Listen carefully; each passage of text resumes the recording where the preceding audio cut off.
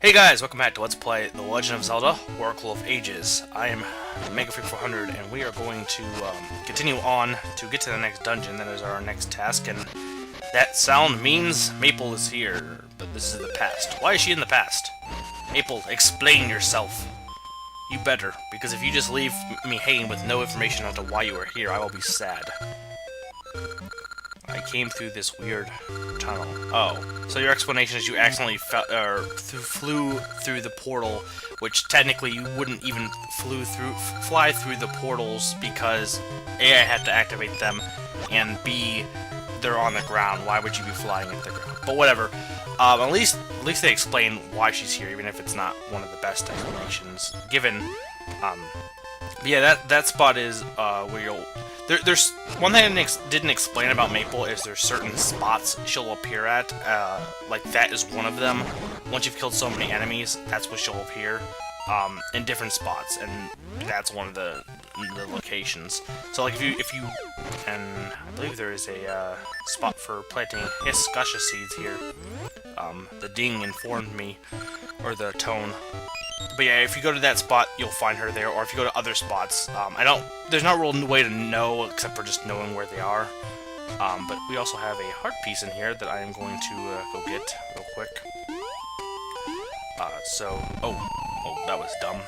But that's an easy spot. I usually pick that one, even after the, this dungeon, obviously you head there anyway, but I typically pick that spot anyway, because it's an easy spot to fight Maple at, I feel. There's some that are a little bit more tricky, due to, like, stuff falling off on cliffs or stuff that you can't reach, but she can.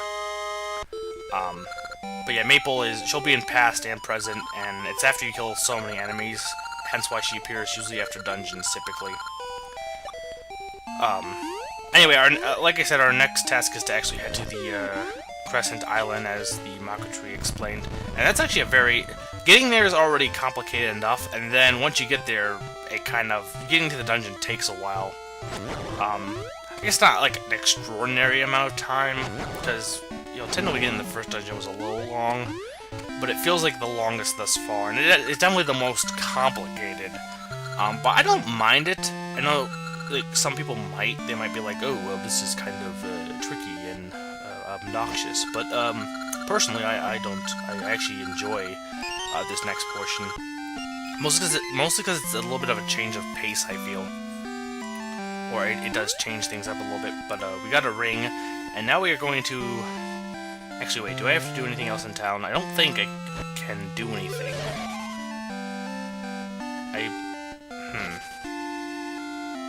Nah, I don't think so, so I'm gonna head to where I need to go next, which is actually down here. There's no real indication to go down there, but I'm sure an NPC usually tells you where to go. But anyway, I guess the indication in itself is you need to go to Crescent Island. So we need to, obviously get a way to get over the sea, and we can't swim in the ocean. Actually, you can't even if you get like, the typical Zelda games have like. No, I can't swim. See, this is like ocean water. You can't swim in that. I wanted to actually plant a Gasha seed over there, but obviously I can't at the moment because I can't swim. Well, that's not the ocean water, that's regular water, but there's regular water and ocean water, and ocean water you can't swim in with, like, the stereotypical Zelda item, which is the flippers, but you can, but we do need to get a raft, basically, and this guy, Raftin, will make one for us, but unfortunately, he doesn't have rope that won't decay in water. But luckily there is a guy named Chevel who is working on rope. Unfortunately, it might take a while, so that will be an issue. But yeah, so like that water on the side over there, I can swim in with my flippers, but the water down below is the ocean water, and I can't. But I don't have flippers yet anyway. But but basically that's the one thing that this game does a little bit differently, is there's different types of water. I don't think any other Zelda game does that, off the top of my head.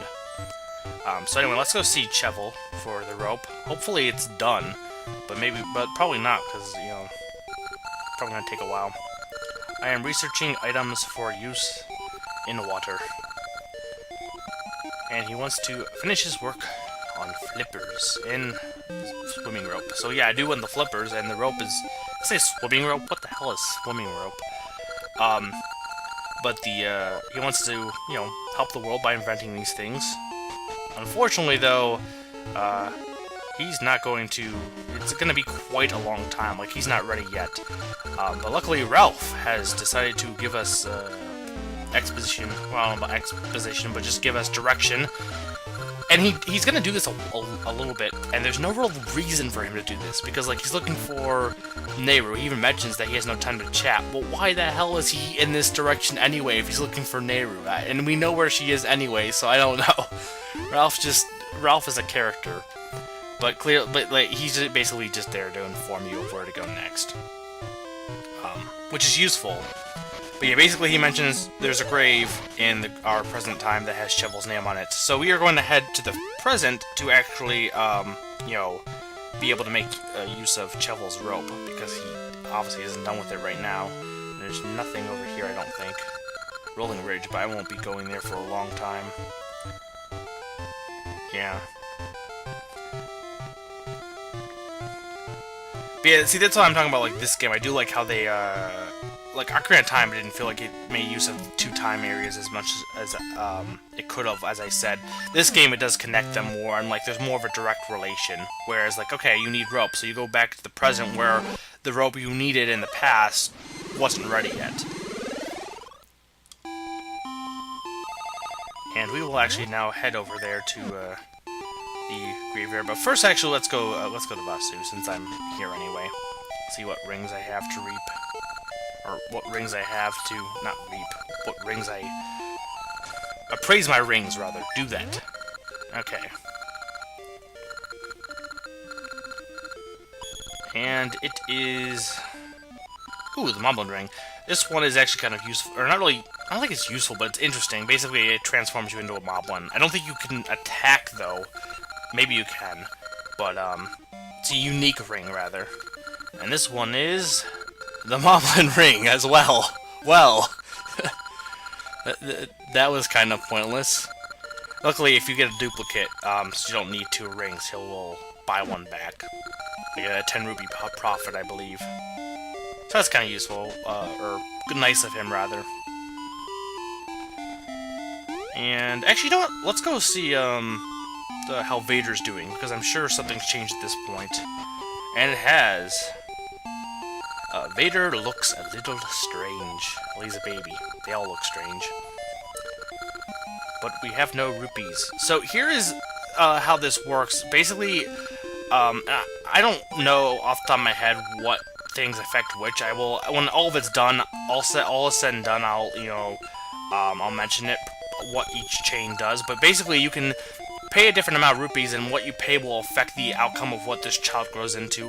And it will take longer than just one game. It takes both Oracles and it takes the Link game. Like, if you finish Ages and then Link to Seasons, then you'll finally, you know, raise this kid up. But for now, you know, it's interesting how the choices you make will affect the kid's eventual growth. And that's actually interesting. But anyway, I will be right back. Okay, guys, I am now at the graveyard. I just wanted to make a quick cut now, or quick cut here, because there wasn't really any reason to, you know, draw out, you know, traveling back here, rather. Make it quicker. I don't know why I'm having a hard time speaking. Anyway, this guy's blue. This is Moosh, I believe. And he is a bear, and he's being attacked by a ghost. And unfortunately, the grave that we need to get to, which is Chevel's grave, is up there, but we can't get through there because we can't. Our Rock's feather won't make the pits. There's like too many pits for us to jump and actually make it across. But luckily, if we kill these ghosts, Moosh will help us, and he's the first of 3 possible animal friends that Link can utilize. And you'll be introduced to all of them, but there's one that you can just, you know, have for keeps. Moosh is my least favorite, but he's not bad, but I do like him the least, technically. He's cute, but I don't know, I don't like his ability. It's not hard, but it can be tricky. Basically, he can hover over holes, which is what you need to use, but, and he's weak to water. All of them have weaknesses. But basically, if you rapidly press the A button, you can hover, and then you can obviously ground pound. So this can be a useful ability, but it can also... I know in the past, at least when I was young, I had a hard time actually using this effectively, and I kept dying, and this part took me forever. Now I'm not bad at it, but because of my past experiences, Moosh is unfortunately my least favorite due to those. But there we go, and we can now go inside of Chevel's grave. Now here's the thing! He wanted to make an invention for everyone in the world to experience. He wanted to, like, help the world. So he hides his invention in his grave, which is basically pretty unaccessible by anyone without, like, extraordinary abilities or a flying bear. There's the Chevel rope, but we need to get the flippers first to access it, since those are both, you know, the flippers and the Chevel rope. Because you mentioned wanting to make both. And how, actually, the sign, if I remember correctly, I shall entrust my invention only to one with both might and light feet. So, yeah, he wanted to make an invention for the whole world that he will only entrust to someone who has might and light feet. I don't know, it's just... I understand why they did this for the purposes of making it hard to obtain, but then they shouldn't have had him want to help the world. He should have said, I want to make rope and flippers because screw you, I want to make rope and flippers, and I'm going to hide them away because I can do it, that. I am the man.